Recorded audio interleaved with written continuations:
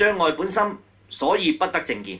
佢接受唔到正見嘅，真係接受唔到。你就算講得好明都好啦，因為佢個角度高睇聽落去咧，譬如好簡單，一個老師好高傲嘅老師，佢睇到個學生寫咗個文章好叻嘅，啊唔錯喎，幾好啊咁就算㗎啦。佢會唔會攞嚟用啊？嚟我教出嚟㗎嘛，我點會學你啲嘢咧？啱唔啱先？但係如果叻嘅人咧，唔係喎，佢呢一世係我學生啫喎，可能係我過往生嘅老師做我學生教翻我都得㗎喎，得唔得啊？得㗎喎，係咪妙慧童女啊？所以你一明呢個道理嘅話咧，哇！你個高傲心一平等咗，甚至乎恭敬眾生嘅話咧，每一個人都可以係你嘅老師喎。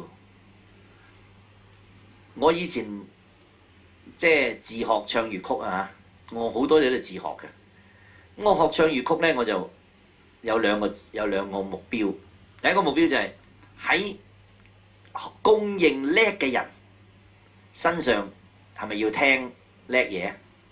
聽啲好嘢咯嚇。喺啲唔叻嘅人身上去睇佢啲唔好嘅嘢啊嘛，係咪啊？嗱咁啊唔好啦，嗱咁啊好啦，啊唔好嗰啲唔好學，好嗰啲就學啦，係嘛？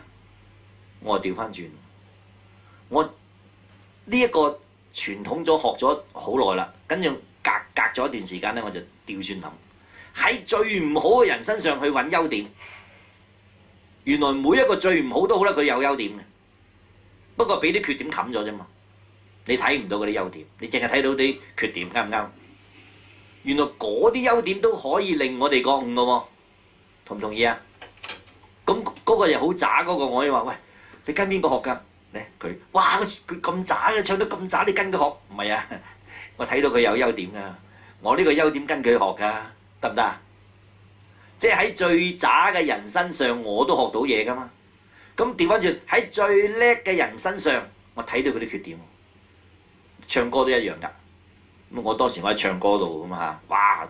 我認為最叻嘅人個歌聲，哇好紅嘅，佢有冇缺點咧？都有啊！哎呀，我要避免咗呢個缺點，啱唔啱？咁睇到優點我就學，睇到缺點我就要改變自己，即係儒家思想嗰句咩見賢啊見賢思齊焉，見不賢而內自省，一樣道理。但係我調翻轉嘅就話，喺人人認為佢最好嘅人身上，我除咗學佢嘅優點之外，我仲要睇埋個缺點唔好學。喺人人都認定佢係最差嘅人身上，我除咗知道個缺點唔好學之外，我仲睇到佢有咩優點我可以學。咁我咪變咗海綿咯，我去到邊度我都索晒啦嘛，係嘛？所以學習永遠係用恭敬嘅心學，你就會聽到好多嘢，仲有你會吸納到好多優點。咁但係呢啲人會唔會有呢一套心態？冇啊，因為我高你低，永遠學唔